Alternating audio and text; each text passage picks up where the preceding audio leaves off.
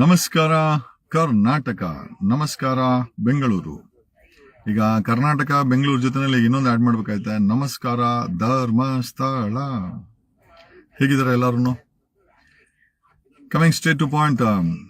ಧರ್ಮಸ್ಥಳದ ಹತ್ಯಾಕಾಂಡದ ವಿಚಾರದಲ್ಲಿ ನಾವು ನೀವೆಲ್ಲ ಹಠ ಮಾಡಿದ್ದಕ್ಕೆ, ನಾವು ನೀವೆಲ್ಲ ಸರ್ಕಾರನ ಪ್ರಶ್ನೆ ಮಾಡಿದ್ದಕ್ಕೆ, ನಮಗೆ ಧರ್ಮಸ್ಥಳ ಪೊಲೀಸರು ಬೇಡ, SIT ಬೇಕು, ಒಂದು ಸ್ಪೆಷಲ್ ಇನ್ವೆಸ್ಟಿಗೇಷನ್ ಟೀಮ್ ಬೇಕು, ಈ ಹತ್ಯಾಕಾಂಡವನ್ನ ತನಿಖೆ ಮಾಡಲಿ ಅಂತ ನಾವು ರಾಷ್ಟ್ರೀಯ ಮಟ್ಟದವರೆಗೂ, ರಾಜ್ಯ ಮಟ್ಟದ ಐ ಥಿಂಕ್ ಮೀಡಿಯಾಗಳು, ನಮ್ಮ ಕರ್ನಾಟಕದ ಸ್ಯಾಟಲೈಟ್ ಮೀಡಿಯಾಗಳು ಯಾರು ಕೂಡ ಯಾರಿಗೂ ಕೂಡ, ನಮಗೂ ನಿಮಗೂ ನಿಮ್ಮ ಕೂಗಿಗೆ ಯಾರು ಹೆಲ್ಪ್ ಮಾಡಿಲ್ಲ. ನಿಮ್ಗೆಲ್ಲ ಗೊತ್ತೇ ಇದೆ. ಇನ್ಫ್ಯಾಕ್ಟ್ ಆ ಸ್ಯಾಟಲೈಟ್ ಮೀಡಿಯಾದಲ್ಲಿ ಇರೋರು ಒಂದಷ್ಟು ಜನ ಈಗ ಪೌಡರ್ ಟಿವಿ ಇವನು ರಾಕಿ, ಅವನು ಮೈಕ್ ಇಡಲ್ಲ, ಅವನು ನಮ್ಮನ್ನು ಪ್ರಸಾರ ಮಾಡಲ್ಲ. ಇನ್ನ ಆ ಸುವರ್ಣ ಟಿವಿ ಏನೋ ಅಜಿತ್ ಹನ್ಮಕ್ನವರು, ಅವರು ಕೂಡ ನಮ್ಮನ್ನು ಪ್ರಸಾರ ಮಾಡಲ್ಲ. ನೆನ್ನೆ ಅದು ನೋಡೇ ಬಿಟ್ಟೆ. ನೆನ್ನೆ ಅಲ್ಲಿ ಹೆಡ್ ಆಫೀಸ್ಗೆ ಹೋದಾಗಿದ್ದಾಗ, ಪೊಲೀಸ್ ಹೆಡ್ ಕ್ವಾರ್ಟರ್ಸ್ಗೆ ಹೋದಾಗ, ಪಾಪ ಹುಡುಗರೆಲ್ಲ ನನ್ಗೆ ಗೊತ್ತಿರೋರೆ, ಮಾಧ್ಯಮದವರು ಹೇಳಿ ಕಳ್ಸಿಬಿಟ್ಟಾರೆ, ಅವ್ನು ಜಗದೀಶ್ ಬಂದ್ರೆ ಮೈಕ್ ಇಡಬೇಡಿ, ಕ್ಯಾಮ್ರಾನು ಇಡಬೇಡಿ ಅಂತ. ಏನೋ ಈಗ ನಮ್ಗೆ ಅವ್ರ ಕ್ಯಾಮ್ರಾ ಇಟ್ರು ಓಕೆ, ಇಟ್ಟಿಲ್ಲ ಅಂದ್ರೂ ಓಕೆ, ನಮ್ಗೇನ್ ಸಮಸ್ಯೆ ಇಲ್ಲ. ನಾನಂತೂ ದರ್ಶನ್ ತರ ಬೈಯಕ್ ಹೋಗಲ್ಲ. ಯಾಕೆ ಅಂತಂದ್ರೆ, ಯಾಕೆ ಬೈಬೇಕು? ಎಲ್ಲ ನಮ್ಮ ಹುಡುಗರೆ, ಅವ್ರ ಓನರ್ಗಳಿಗೆ ನನ್ ಕಂಡ್ರೆ ಆಗಲ್ಲ, ಏನ್ ಮಾಡಕ್ಕಾಗ್ತದೆ? ಈಗ ಪಬ್ಲಿಕ್ ಟಿವಿ ರಂಗನ್ನ ನಾನು ಇಷ್ಟಪಡೋದ ಪಡ್ತಾನ ಹೇಳ್ ಕಳ್ಸಿತಾನ ಹುಡುಗರಿಗೆ, ಅವನಿಗೆ ಕ್ಯಾಮ್ರಾ ಮೈಕ್ ಇಡಬೇಡಿ ಅಂತ. ಬೇಡ, ನಮ್ಗೇನ್ ಬೇಡ, ಅದ್ ಬೇರೆ ವಿಚಾರ.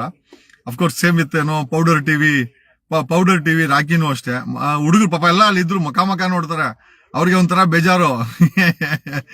ಇವನನ್ನ ಅಡ್ವೊಕೇಟ್ಗಳು ಮತ್ತೆ ನಮ್ಮ ಇವನು ರಜತ್ ಇರ್ಬೇಕಾರೆ ಎಲ್ಲ ಇದ್ರು, ಎಲ್ಲ ಅವ್ರ ಯಜಮಾನ್ರಿಗೆ ಹೇಳ್ ಕಳ್ಸೋರೆ, ಅವ್ನ್ ಬತ್ತಾನೆ, ಅವ್ನಿಗೇನು ಮೈಕ್ ಇಡಕ್ ಹೋಗ್ಬಿಡಿ ಅಂತ. ಏನೋ ನಾನು ಅಲ್ಲೇ ಇದ್ದೆ, ನಾನು ಕೇರ್ ಮಾಡಕ್ ಹೋಗಿಲ್ಲ. ಪಾಪ ಹುಡುಗರೆಲ್ಲ ನಮ್ಗೆ ಗೊತ್ತಿರೋರು, ರಿಪೋರ್ಟರ್ಗಳೆಲ್ಲ. ಬಟ್ ಯಜಮಾನ್ರಿಗೆ, ಈಗ ಅಜಿತ್ ಹನ್ಮಕನ್ ಅವರು, ಸುವರ್ಣ ಅವ್ರಿಗೆ ನನ್ ಕಂಡ್ರೆ ಆಗಲ್ಲ, ಅವ್ರ ಕ್ಯಾಮ್ರಾ ಇಕ್ಕಲ್ಲ. ಪೌಡರ್ ಟಿವಿ ರಾಕಿ ಅವರು ಇಕ್ಕಲ್ಲ. ರಂಗ ಪಬ್ಲಿಕ್ ಟಿವಿ ರಂಗ ಅವರು ಇಕ್ಕಲ್ಲ. ಏನೋ ವಿಚಾರ ಅದಲ್ಲ. ನಾವೆಲ್ಲ ಹಠ ಮಾಡಿ SIT ಅನ್ನ ರಚನೆ ಮಾಡಿಸಿದ್ವಿ. Okay, it was a very big tough challenge ನಮ್ಗೆಲ್ಲರಿಗೂ. 19ನೇ ತಾರೀಕು ಜುಲೈ 19ಕ್ಕೆ SIT ಫಾರ್ಮ್ ಆಯ್ತು. ಒಂದು ಲೆವೆಲ್ ಅಲ್ಲಿ SIT ಕೆಲಸನ ಶುರು ಮಾಡ್ಬಿಡ್ತು. 9 ಪಳೆಯುಳಿಕೆ ಸಿಕ್ಕಿದೆ ಅಂತ ಒಂದಷ್ಟು ರಿಪೋರ್ಟ್ ಇದೆ.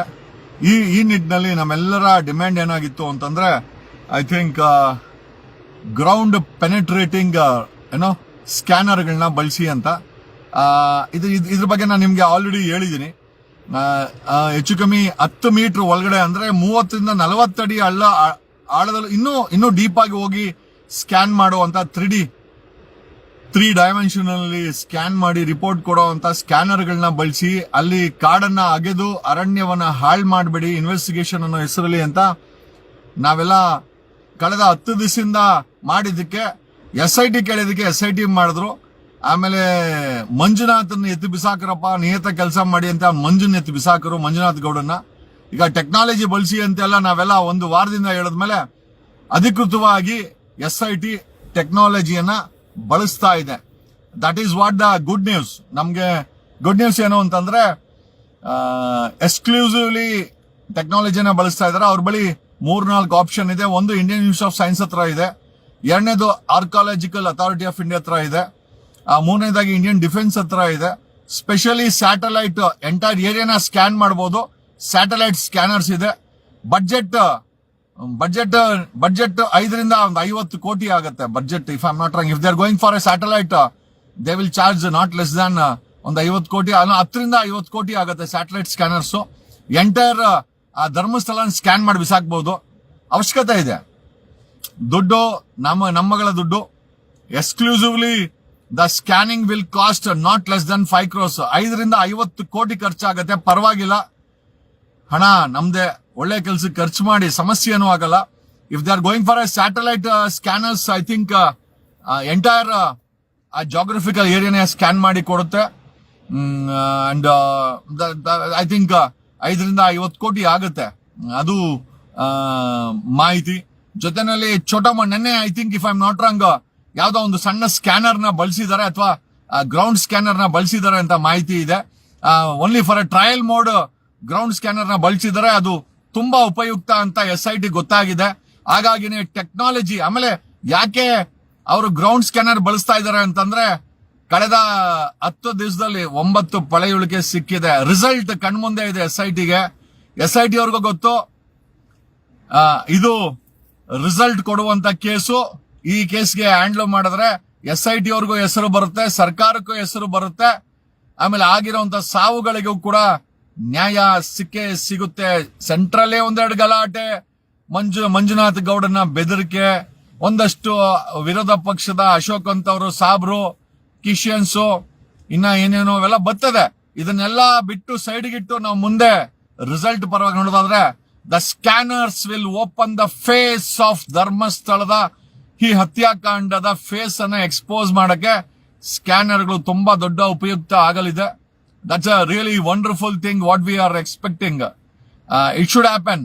ಇದಾಗಬೇಕು. ಓಕೆ, ಸಿದ್ದರಾಮಯ್ಯನವರ ಕಾಂಗ್ರೆಸ್ ಸರ್ಕಾರ ನಿಧಾನ ಆದ್ರೂ ಪರವಾಗಿಲ್ಲ, ಪ್ರಗತಿ ಪರರು. ಅವನ್ಯಾರೋ ಹೇಳ್ತಾ ಇದ್ದ, ನೀವೆಲ್ಲ ಪ್ರಗತಿ ಪರರು ಅಂತ. ಓನ್ಗುರು, ನಾವೆಲ್ಲ ಪ್ರಗತಿ ಪರ, ನೀನು ಹಳೆ ಕೆರ. ಅವನ್ಯಾರೋ ಹೇಳ್ತಾ ಇದ್ದ ಲೀಡರು, ಯಾರು ಅಂತ ನಿಮ್ಗೆ ಗೊತ್ತಿದೆ. ಅವನ್ ಹೇಳ್ತಾ ಇದ್ದಾರೆ ಇವರೆಲ್ಲ ಪ್ರಗತಿ ಪರ ಅಂತ. ನಾವೆಲ್ಲ ಪ್ರಗತಿ ಪರ ಅಂತೆ, ನಾವೆಲ್ಲ ಪ್ರಗತಿ ಪರ ಅಂದ್ರೆ ಇವನು ಹಳೆ ಕೆರ. ಯಾರು ಅಂತ ಕೇಳ್ಬೇಡಿ, ಮತ್ತೆ ಆಮೇಲೆ ಡಿಫಾಮೇಶನ್ ಕೇಸ್ ಹಾಕ್ಬಿಟ್ಟಾರ. ಅಲ್ಲ, ಅವನೇ ಹೇಳಿದ್ದು ನಾವೆಲ್ಲ ಪ್ರಗತಿ ಪರ ಅಂತೆ, ನಾವು ಪ್ರಗತಿ ಪರ, ಇವನು ಹಳೆ ಕೆರ. ಏನೋ ಹೇಳಲೇಬೇಕಲ್ವಾ, ಬಾಯಲ್ಲಿ ಹಳೆ ಕೆರೆ ಕಂತಾನೆ ಸಾಬ್ರು, ಕಮ್ಯುನಿಸ್ಟ್ ಗೌರ್ಮೆಂಟ್ ಇದೆಲ್ಲ ಹೇಳೋದು. ನಮ್ಗೆ ಯಾವ ಗೌರ್ಮೆಂಟ್ ಗೊತ್ತಿಲ್ಲ. ಅಲ್ಲಿ ಬಿದ್ದಿರೋ ಹೆಣ್ಗಳಿಗೆ ನ್ಯಾಯ ಸಿಗಬೇಕು, ಅಲ್ಲಿರೋ ಹೆಣ್ಮಕ್ಕಳ ಅತ್ಯಾಚಾರಕ್ಕೆ ಒಂದು ನ್ಯಾಯ ಸಿಗಬೇಕು. ಆಮೇಲೆ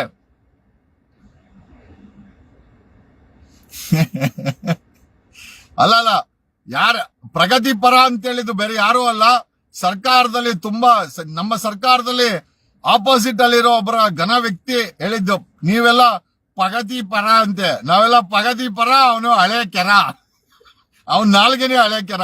ಏನು ಎಸ್ ಅಂಡ್ ಈ ಸ್ಕ್ಯಾನರ್ಸ್ ಬಳಸಲಿಕ್ಕೆ SIT ಮುಖ್ಯಸ್ಥರಾದಂತ ಐ ಥಿಂಕ್ ಮೋಹಂತಿ ಅವರು ತುಂಬಾ ಇಂಟ್ರೆಸ್ಟ್ ಕೊಟ್ಟು ಕೆಲಸ ಮಾಡ್ತಾ ಇದ್ದಾರೆ. ಯಾಕಂದ್ರೆ ಮುಂದಿನ ದಿನಗಳಲ್ಲಿ ಮೋಹಂತಿ ಅವರು ಮೋಸ್ಟ್ ಪ್ರಾಬಬ್ಲಿ CBIಗೆ ಡೈರೆಕ್ಟರ್ ಆಗ್ತಾರೆ.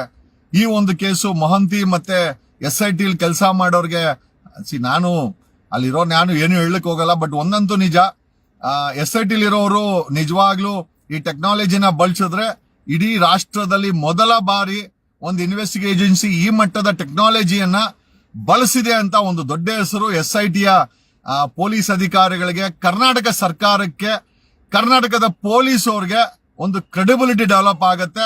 ಮೊದಲ ಬಾರಿಗೆ ಸ್ಕ್ಯಾನರ್ಗಳನ್ನ ಬಳಸಿ ಅಥವಾ ಟೆಕ್ನಾಲಜಿಯನ್ನ ಬಳಸಿ ಒಂದು ಕೇಸನ್ನ ಕ್ರ್ಯಾಕ್ ಮಾಡಿದಂತ ಒಂದು ದೊಡ್ಡ ಸಾಧನೆ ಮತ್ತು ಒಂದು ದೊಡ್ಡ ಗರಿ ಕರ್ನಾಟಕ ಪೊಲೀಸ್ ಅವ್ರಿಗೆ, SIT ಅವ್ರಿಗೆ, ಅಫ್ಕೋರ್ಸ್ SITಯ ಮುಖ್ಯಸ್ಥ ಅಂತ ಮೋಹಂತಿ ಅವ್ರಿಗೆ, ಅವರ ಟೀಮ್ಗೆ ಸಿಗುತ್ತೆ.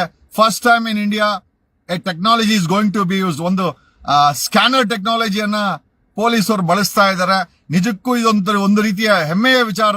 ಕರ್ನಾಟಕದಲ್ಲಿ ನಮ್ಮ ಪೊಲೀಸರು ಈ ಮಟ್ಟಕ್ಕೆ, ಯಾವ FBI, ಯಾವ ಸ್ಕಾಟ್ಲ್ಯಾಂಡ್ ಪೊಲೀಸರಿಗೂ ನಮ್ಮ ಕರ್ನಾಟಕದ ಪೊಲೀಸರು ಕಡಿಮೆ ಇಲ್ಲ ಅನ್ನೋದನ್ನ ಈ ಒಂದು SITಯ ಮುಖಾಂತರ ಈ ಒಂದು ಟೆಕ್ನಾಲಜಿಯನ್ನ, ಈ ಗ್ರೌಂಡ್ ಪೆನೆಟ್ರೇಟಿಂಗ್ ಟೆಕ್ನಾಲಜಿ, ಅದು ಒಂದು ಗ್ರೌಂಡ್ ಅಲ್ಲಿ ನಮ್ಗೆ ಲಾನ್ ಕಟ್ ಮಾಡೋ ಮಿಷಿನ್ ತರ ಇರುತ್ತೆ, ಅಲ್ಲಿ ತಗೊಂಡೋಗ್ಬೋದು. ಬಟ್ ಇಲ್ಲಿ ಕಾಡಿರೋದ್ರಿಂದ ಮರ ಗಿಡಗಳ ಮಧ್ಯೆ ಸ್ಕ್ಯಾನರ್ ನ ಬಳಸಲಿಕ್ಕೆ ಕಷ್ಟ ಆಗುತ್ತೆ. ಹಾಗಾಗಿ ಡ್ರೋನ್ ಸ್ಕ್ಯಾನರ್ನೇ ಬಳಸಬೇಕು ಅಥವಾ ಸ್ಯಾಟಲೈಟ್ ಸ್ಕ್ಯಾನರ್ನೇ ಬಳಸಬೇಕು.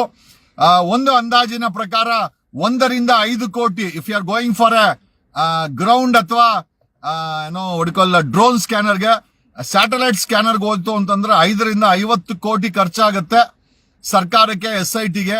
ಆಮೇಲೆ ಡಿಪೆಂಡ್ಸ್ ಆನ್ 1 ದಿವಸ, 2 ದಿವಸ, 3 ದಿವಸ, ಈ ಒಂದು ಡ್ಯೂರೇಷನ್ ಮೇಲೆ ಚಾರ್ಜಸ್ ಆಗುತ್ತೆ. ಆಮೇಲೆ ಡಿಪೆಂಡ್ಸ್ ಆನ್ ದ ಏರಿಯಾ, ಎಷ್ಟು ಏರಿಯಾನ ಸ್ಕ್ಯಾನ್ ಮಾಡ್ತಾರೆ ಅದರ ಮೇಲೂ ಸಹ ಇದೊಂದು ಆಗುತ್ತೆ ಅಂತ ಹೇಳ್ತಾ, ಇಟ್ಸ್ ವಂಡರ್ಫುಲ್ ದಟ್ ಭಾರತದಲ್ಲಿ ಮೊದಲ ಬಾರಿಗೆ ಟೆಕ್ನಾಲಜಿಯನ್ನ ಊತಿಟ್ಟಿರುವ ಹೆಣಗಳನ್ನ ಹುಡುಕಲು SIT ಮತ್ತೆ ಕರ್ನಾಟಕ ಪೊಲೀಸ್ ಬಳಸ್ತಾ ಇದ್ದಾರೆ. I think it's A wonderful. Mohanty ಅವರೇ ತುಂಬಾ ಥ್ಯಾಂಕ್ಸ್. ನೆನೆ ನೀವುಗಳು ಕೂಡ ಒಂದು ಒಳ್ಳೆಯ ಐ ಥಿಂಕ್ ಒಂದು ಮೂವ್ ಇದು, because we need answers. Scanner ಬಳಸಿದ್ರೆ ದೇವ ಮಾನವನ ಮುಖವಾಡ ಕಳ್ಚೋಗುತ್ತೆ. ಯಾಕೆ ಅಂತಂದ್ರೆ ಅಗಿಯಕ್ ಮುಂಚೆನೆ ರಿಪೋರ್ಟ್ ನಮ್ ಕೈ ಸೇರುತ್ತೆ, ಅಂದ್ರೆ SIT ಮುಂದೆ ಇರುತ್ತೆ. ಈಗ ನೋಡಿ, ಪಳವಳಿಕೆ ಸಿಕ್ಕಿದ್ರೆ ಮಾತ್ರ ರಿಸಲ್ಟ್. ಸ್ಕ್ಯಾನರ್ ಬಳಸಿದ್ರೆ ಅಗಿಯಕ್ ಮುಂಚೆನೆ ಆ 3 ಡೈಮೆನ್ಷನಲ್ ರಿಪೋರ್ಟ್ SIT ಮುಂದೆ ಇರುತ್ತೆ. ದೇವಮಾನವ ಮತ್ತೆ ಅವನ ಗ್ಯಾಂಗ್ 5,000ಕ್ಕೂ ಹೆಚ್ಚು ಗೂಂಡಾಗಳು, ಇನ್ನೊಂದು ಹೇಳೋದು ಮರ್ತೋಗ್ಬಿಟ್ಟೆ, 5,000ಕ್ಕೂ ಹೆಚ್ಚು ದೊಡ್ಡ ಗೂಂಡಾಗಳ ಗ್ಯಾಂಗ್ ಅನ್ನ ಈ ದೇವಮಾನವ ಧರ್ಮಸ್ಥಳದಲ್ಲಿ ಸಾಕಿದಾನೆ. ಅವನಿಗೆ ಅದೇ ಒಂದು ದೇವಮಾನವನ ಮುಖವಾಡ, ಎರಡನೇದು ಇರೋ ಅಂತ ಹಣ, ನಾವೇ ತಗೊಂಡು ಹಾಕಿರುವಂತ ಹಣ, ಮೂರನೇದಾಗಿ ಅಲ್ಲಿ ಕೆಲಸ ಮಾಡ್ತಾ ಇರುವಂತ ಆ ಎಂಪ್ಲಾಯೀಸ್ ಗ್ಯಾಂಗ್ ಏನಿದೆ ಅದೇ ಅವನ ಧೈರ್ಯ. ಹಾಗಾಗಿ ಎಸ್ ಡೆಫಿನೆಟ್ಲಿ ವಿ ವಾಂಟ್. ಇಲ್ಲಿ ನೋಡಿ, ಇಲ್ಲಾದ್ರೂ JCB ಅಗದು ಈಗ ಮಾಡ್ತಾ ಇರೋದು, ಕಳೆದ 10 ದಿವಸದಿಂದ ನಡೆದಂತ ಕತೆ ಏನು ಅಂತಂದ್ರೆ, JCB ಅಗದು ಅಲ್ಲಿ ರಿಸಲ್ಟ್ ಸಿಕ್ಕಿದ್ರೆ ಮಾತ್ರ ನಮ್ಗೆ ರಿಸಲ್ಟ್ ಸಿಕ್ಕಿದ್ರೆ ಮಾತ್ರ SIT ಅವರು ಸೀರಿಯಸ್ ತಗೊಳ್ತಾ ಇದ್ರು. ಬಟ್ ಆದ್ರೆ ಟೆಕ್ನಾಲಜಿನ ಬಳಸಿದ್ರೆ ಸ್ಕ್ಯಾನರ್ 3 ಡೈಮೆನ್ಷನಲ್ ರಿಪೋರ್ಟ್ ಅನ್ನ ಅಪ್ ಟು 25 ಮೀಟರ್ಸ್, ಅಂದ್ರೆ ನಿಮ್ಗೆ 100 ಅಡಿವರೆಗೂ ಸ್ಕ್ಯಾನ್ ಮಾಡುವಂತ ಡೀಟೇಲ್ಡ್ ಗ್ರೌಂಡ್ ಪೆನಿಟ್ರೇಟಿಂಗ್ ಸ್ಕ್ಯಾನರ್ಸ್ ಇದೆ. ಅದು ಸ್ಯಾಟಲೈಟ್ ಅನ್ನ ಬಳಸುತ್ತಾರೆ, ಎರಡನೇದು ಡ್ರೋನ್ ಅನ್ನ ಬಳಸುತ್ತಾರೆ, ಅಥವಾ ಗ್ರೌಂಡ್ ಮೇಲೆ ಓಡಾಡ್ಲಿಕ್ಕೆ ಬಳಸುತ್ತಾರೆ. There are 3 types. ಪ್ರೈಸು ಅಷ್ಟೇ, ಅದಕ್ಕೆ ತಗುಲುವ ವೆಚ್ಚನೂ ಅಷ್ಟೇ ಕೋಟಿ ಗಟ್ಟಲೆ ಆಗುತ್ತೆ. 1 ಕೋಟಿಯಿಂದ 1ರಿಂದ 5 ಕೋಟಿ ಅಂತ ಹೇಳ್ತಾರೆ ಫಾರ್ ಡ್ರೋನ್ ಮತ್ತೆ ಗ್ರೌಂಡ್ ಸ್ಕ್ಯಾನರ್ಸ್, ಡಿಪೆಂಡ್ಸ್. ಯಾಕಂದ್ರೆ ಏರಿಯಾ ತುಂಬಾ ದೊಡ್ಡದಾಗಿದೆ. ಗ್ರೌಂಡ್ ಅಲ್ಲಿ ಅಲಗಾಡುವಂತ ಸ್ಕ್ಯಾನರ್ ನ ಬಳಸಕ್ಕಾಗಲ್ಲ, ಯಾಕೆಂದ್ರೆ ಅಲ್ಲಿ ಮರ ಗಿಡಗಳಿದೆ, ಕಾಡಿದೆ, ಕಡಿಬೇಕಾಗತ್ತೆ. ಹಾಗಾಗಿ ಮೋಸ್ಟ್ ಪ್ರಾಬಬ್ಲಿ ನಮ್ಗನ್ಸಿದ್ದೇನು ಅಂತಂದ್ರೆ ಡ್ರೋನ್ ಸ್ಕ್ಯಾನರ್ಸ್ ಅನ್ನ ಬಳಸಬಹುದು ಅಥವಾ ಸ್ಯಾಟಲೈಟ್ ಸ್ಕ್ಯಾನರ್ಸ್ ಅನ್ನ ಬಳಸಬಹುದು. ಬಟ್ ಕಾಸ್ಟ್ 1 to 5 crores ಅಂತೆ ಡ್ರೋನ್ಗೆ ಮತ್ತೆ ಗ್ರೌಂಡ್ಗೆ. If you want they wanted use satellite ಅನ್ನೋದು ತುಂಬಾ ಅಥೆಂಟಿಕೇಟೆಡ್ ಅಂತ ಹೇಳ್ತಾರೆ. ಸ್ಯಾಟಲೈಟ್ ಸ್ಕ್ಯಾನರ್ಸ್ ಇದೆ, ground penetrating scanners. But that will cost the government, SIT ಮತ್ತೆ ಗವರ್ಮೆಂಟ್ಗೆ 5ರಿಂದ 50 ಕೋಟಿ ವೆಚ್ಚ ಆಗುತ್ತೆ. ದುಡ್ಡೆಲ್ಲ ಇಂಪಾರ್ಟೆಂಟ್, ರಿಸಲ್ಟ್ ಇಂಪಾರ್ಟೆಂಟ್. ಯಾಕಂದ್ರೆ ಇಲ್ಲಾಗಿರೋ ಅನಾಹುತಗಳನ್ನ. ಆಮೇಲೆ ಧರ್ಮಸ್ಥಳಕ್ಕೆ ಹೋಗೋ ವಿಚಾರದಲ್ಲಿ ಎಲ್ಲರೂ ಕೇಳ್ತಾ ಇದಾರೆ, ಸರ್ ಧರ್ಮಸ್ಥಳಕ್ಕೆ ಯಾಕೆ ಹೋಗೋಣ ಅಂತ. ನಾನು ಎಲ್ಲರಿಗೂ ಒಂದು ಮನವಿ ಏನಂತಂದ್ರೆ, SIT ಅವರು ಟೆಕ್ನಾಲಜಿನ ಬಳಸ್ತಾ ಇದಾರೆ, ನಾವು ಅವ್ರಿಗೆಲ್ಲ ಸಪೋರ್ಟ್ ಮಾಡ್ಬೇಕು, ಸರ್ಕಾರಕ್ಕೆ ಸಪೋರ್ಟ್ ಮಾಡ್ಬೇಕು. ಸರ್ಕಾರಕ್ಕಲ್ಲ, ಸರ್ಕಾರದ ವತಿಯಿಂದ SIT ತನಿಖೆ ಮಾಡ್ತಾರೋ ನಾವು ಸಪೋರ್ಟ್ ಮಾಡ್ಬೇಕಾಗತ್ತೆ. ನಾವು ಅಲ್ಲೋಗಿ ಡಿಸ್ಟರ್ಬ್ ಮಾಡೋದು ಬೇಡ, ಬಟ್ ಹೋಗ್ಲೇಬೇಕು, ಧರ್ಮಸ್ಥಳಕ್ಕೆ ಹೋಗ್ಲೇಬೇಕು, ಹೋಗೋಣ. ಅವನ 5,000 ದೇವಮಾನವನ 5,000ಕ್ಕಿಂತ ಹೆಚ್ಚಾಗಿರುವಂತ ಅವನು ಫೋರ್ಸ್ ದೊಡ್ಡದ ಅಥವಾ ನಿಮ್ಮ ಫೋರ್ಸ್ಗಳು ದೊಡ್ಡದ ತೋರಿಸಲೇಬೇಕು. ಬಟ್ ಅವ್ರ ರೀತಿ ಗುಂಡಾಗಳ ರೀತಿ ನಾವು ಕಾನೂನನ್ನ ಕೈ ತಗೊಳೋದು ಬೇಡ. We will go and show that. But ಪ್ಯಾರಲಿ SIT ಅವರು ತುಂಬಾ ಸೀರಿಯಸ್ ಆಗಿ ಈ ಕೇಸನ್ನ ಇನ್ವೆಸ್ಟಿಗೇಷನ್ ಮಾಡ್ತಾ ಇದ್ದಾರೆ, ಅವ್ರಿಗೆ ಸಪೋರ್ಟ್ ಮಾಡಬೇಕು. ಹಾಗಾಗಿ ಈ ಟೆಕ್ನಾಲಜಿ ರಿಪೋರ್ಟ್ ಮುಗಿದು ಬಿಡ್ಲಿ, then we will definitely go to. ನಾವು ಕಾಲ್ನಡಿಗೆಲ್ಲ ಹೋಗೋದು ಬೇಡ, ಬಸ್ಗಳು ಎತ್ಕೊಂಡು, ಕಾರ್ ಎತ್ಕೊಂಡು, ನಮ್ ಕಾರುಗಳು, ನಮ್ ಬಸ್ಗಳು, ಅಥವಾ ಒಂದಷ್ಟು ಜನ ನಾವು ಬಸ್ ಕೊಡ್ತೀವಿ ಹೋಗ್ಲಿಕ್ಕೆ ಅಂತ ಅದನ್ನು ಕೂಡ ಹೇಳಿದ್ದಾರೆ. ಸಾಕಷ್ಟು ಜನ ಅಲ್ಲಿಗೆ ಹೋಗ್ಲಿಕ್ಕೆ ಉಚಿತವಾಗಿ ಬಸ್ಗಳನ್ನ ಕೊಡ್ತೀವಿ ನಮ್ದು ಅಂತ ಹೇಳಿದ್ದಾರೆ. Thanks A lot. ಅವಶ್ಯಕತೆ ಇದ್ದಾಗ ಖಂಡಿತ ಕರೆ ಕೊಡ್ತೀವಿ. ನಾವೆಲ್ಲರೂ ಕೂಡ ಧರ್ಮಸ್ಥಳಕ್ಕೆ ಹೋಗ್ಲೇಬೇಕು. ನಮ್ದು ಸನಾತನ ಹಿಂದೂ ಶಿವನ ದೇವಾಲಯ ನಮ್ದು, ನಾವೆಲ್ಲ ಅಲ್ಲಿ ಹೋಗ್ಲೇಬೇಕು, ಹೋಗೋಣ. ಬಟ್ ಆಸ್ ಆಫ್ ನೌ ಅಲ್ಲಿ SIT ಅವರು ತುಂಬಾ ಸೀರಿಯಸ್ ಆಗಿ ಟೆಕ್ನಾಲಜಿನ ಬಳಸಿ ರಿಪೋರ್ಟ್ ಬಂತು ಅಂತಂದ್ರೆ ಅಂದ್ಕೊಳ್ಳಿ, ದೇವಮಾನವ ಅವನ ತಮ್ಮ, ಅವನ ಮಕ್ಕಳು, ಅವನ ಗ್ಯಾಂಗ್ಗೆ ಹ್ಯಾಂಡ್ ಕಫ್ ಹಾಕ್ಸಿ ಜೈಲು ಕಳಿಸೋ ಅಂತ ಸಮಯ ಡಿಸೈಡ್ ಆಗಿದೆ ಅಂತಾನೆ ಹೇಳ್ಬೇಕಾಗತ್ತೆ ಅಂತ ಹೇಳುತ್ತಾ, ಆಮೇಲೆ ಜೊತೆನಲ್ಲಿ ನನಗೆ ಒಂದು ಜನ ಕೇಳ್ತಾರೆ, ಅಲ್ಲ ಕೋರ್ಟ್ಗೆ ಹೋಗಿ ವಾದ ಮಾಡೋ ಅಂದ್ರೆ ಯಾವಾಗ ನೋಡಿದ್ರು, ಯಾರೋ ಒಂದ್ ಹಾಕಿದ್ದ, ಕೋರ್ಟ್ಗೆ ಹೋಗಿ ವಾದ ಮಾಡೋ ಅಂದ್ರೆ ಯಾವಾಗ ನೋಡಿದ್ರು ಫೇಸ್ಬುಕ್ ಅಲ್ಲಿ ಬೊಗಳ್ತಾ ಇರ್ತೀಯಲ್ಲ ಅಂತ. ಏನ್ ಮಾಡೋಣ, ಕೆಲವು ಕಡೆ ಹೊಗಳ್ಬೇಕಾಗತ್ತೆ, ಕೆಲವು ಕಡೆ ಬೊಗಳ್ಕಂಡೆ ಮಾತಾಡ್ಬೇಕಾಗತ್ತೆ. ನಮ್ಗೆ ಕೋರ್ಟ್ ನಾನು ಹೇಳ್ತೀನಲ್ಲ, ಕೋರ್ಟ್ ಅಲ್ಲೂ ನ್ಯಾಯ ಕೊಡ್ಸಿದೀವಿ, ಬೀದಿನಲ್ಲೂ ನ್ಯಾಯ ಕೊಡ್ಸಿದೀವಿ. ನಾವು ಒಂಥರ 2 in 1 ಇದ್ದಂಗೆ. ಓಕೆ, ಏನಕ್ಕೆ ಅಂತಂದ್ರೆ ಕೋರ್ಟ್ ಅಲ್ಲಿ ಕೋರ್ಟ್ ಹಾಕೊಂಡಿದ್ ಮಾತ್ರಕ್ಕೆ ಲಾಯರ್ ಆಗ್ಬಿಡಲ್ಲ, ಅಥವಾ ಬೀದಿನಲ್ಲಿ ಮಾತಾಡಿದ ಮಾತ್ರಕ್ಕೆ ನಮ್ದು ಯಾರು ಲೈಸೆನ್ಸ್ ಕಿತ್ಕೊಂಡ್ಬಿಡಲ್ಲ. ಕೋರ್ಟ್ ಅಲ್ಲಿ ಪರ್ಟಿಕ್ಯುಲರ್ ಕೇಸ್ಗೆ ನ್ಯಾಯ ಕೊಡಿಸಬಹುದು. ಬೀದಿನಲ್ಲಿ ಸಾಮಾಜಿಕವಾಗಿ ಕೋಟ್ಯಾಂತರ ಜನರ ನಂಬಿಕೆಗೆ ನಾವು ನ್ಯಾಯ ಕೊಡಿಸಬಹುದು ಅಂತ ಹೇಳುತ್ತಾ ಈ ಲೈವ್ ಅನ್ನ ಮುಗಿಸ್ತಾ ಇದ್ದೀನಿ. ಅಂಡ್ ಒಂದಂತೂ ನಿಜ, ಸರ್ಕಾರ ಮತ್ತೆ SIT ತುಂಬಾ ಸೀರಿಯಸ್ ಆಗಿ ಕೆಲಸ ಮಾಡ್ತಾ ಇದೆ.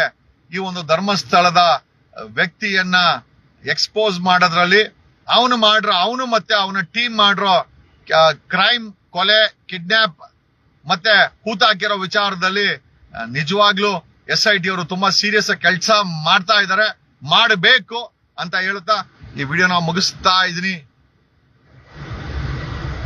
ಇರ್ಲಿ ಏನ್ ಮಾಡಕ್ಕಾಗಲ್ಲ. ಈಗ ಒಂದಷ್ಟು ಜನ ಹೊಗಳ್ತಾರೆ, ಒಂದಷ್ಟು ಜನ ಬೊಗಳ್ತಾರೆ, ಒಂದಷ್ಟು ಜನ ಬೈಕ್ ಅಂತಾರೆ. ಎಲ್ಲದನ್ನು ಸೈಡ್ಗಿಟ್ಟಿ ನಮ್ಮ ಫೋಕಸ್ ಧರ್ಮಸ್ಥಳ ಅಷ್ಟೇ. ಧರ್ಮಸ್ಥಳದಲ್ಲಿ ತಪ್ಪು ಮಾಡಿದ್ರೆ ಅವನಿಗೆ ಹ್ಯಾಂಡ್ ಕಫ್ ಹಾಕ್ಲೇಬೇಕು. ಅಲ್ಲಿವರೆಗೂ ಈ ಕೆಲಸ ಮುಗಿಯಲ್ಲ. ಒಂದಷ್ಟು ಜನ ಡಿವೇಟ್ ಮಾಡ್ತಾರೆ. ಆಮೇಲೆ ಮೊನ್ನೆ ನಡೆದಂತ ಗಲಾಟೆ ಏನಿದೆ 6ನೇ ತಾರೀಕು, ಅದಕ್ಕೆ ಪವರ್ ಟಿವಿ ರಾಕೇಶ್ ಶೆಟ್ಟಿಯ ಎತ್ಕಟ್ಟುವಂಥದ್ದು ಅಮ್ಮ ಅಕ್ಕ ಅಂತ ಬೈಕೊಂಡು ಮಾಡೋದಲ್ಲ, ಅದು ಅವನೊಬ್ಬ, ಈ ಕಿರಿಕೀರ್ತಿ ಒಬ್ಬ, ಅವನ್ ಯಾರೋ ಗಿಳಿಯಾರು. ಇವ್ರು 3 ಜನನು ಕೂಡ ಈ FIR ಗಳಲ್ಲಿ ಇವ್ರ ಹೆಸರುಗಳನ್ನ ಸೇರಿಸಬೇಕು. ಯಾಕೆ ಅಂತಂದ್ರೆ ಇವ್ರುಗಳು ಪ್ರೊವೋಕ್ ಮಾಡಿನೇ ಅಲ್ಲಿ ಗಲಾಟೆ ಮಾಡಿಸಿದ್ದಾರೆ. ಓಕೆ, ನಾವುಗಳು ಅವ್ರ ರೀತಿ ಆಗೋದ್ ಬೇಡ ಅಂತ ಹೇಳುತ್ತಾ ಈ ಲೈವ್ ನ ಇಲ್ಲ ನಮ್ಗೇನು ಆತರ ಇಲ್ಲ ಬಿಡಿ. ನಾವುಗಳು ಯಾರು ಕೂಡ ತಲೆ ಕೆಡ್ಸ್ಕೊಳೋ ಮಟ್ಟದಲ್ಲಿಲ್ಲ. ನಮ್ಗೆ ಅಟ್ಲೀಸ್ಟ್ ಆ ಮೆಚುರಿಟಿ ಇದೆ. ಏನೋ ಯಾವ ಮಟ್ಟದಲ್ಲಿ ಬೇಕೋ ಅದನ್ನ ಇಗ್ನೋರ್ ಮಾಡ್ತೀವಿ. Many a times it is good to ignore, it's good to remain silent. ಎಷ್ಟೋ ಜನ ನಮ್ಮನ್ನ ಪ್ರವೋಕ್ ಮಾಡಕ್ ಮಾತಾಡ್ತಾರೆ. ನಾನು ಮಾಡಕ್ ಮುಂಚೆ ಮಾಡ್ತಾ ಇದ್ದೆ, ಪ್ರವೋಕ್ ಆಗ್ತಾ ಇದೆ. ಖಂಡಿತ ಈಗ ಪ್ರವೋಕ್ ಆಗೋಂತ ಅವಶ್ಯಕತೆ ಇಲ್ಲ. ಆಮೇಲೆ ಅವ್ರಿಗೆ ಇಂಪಾರ್ಟೆನ್ಸ್ ಕೊಡುವಂತ ಅವಶ್ಯಕತೆನೂ ಇಲ್ಲ. Our only focus is mission impossible Dharmasthala. Thank you.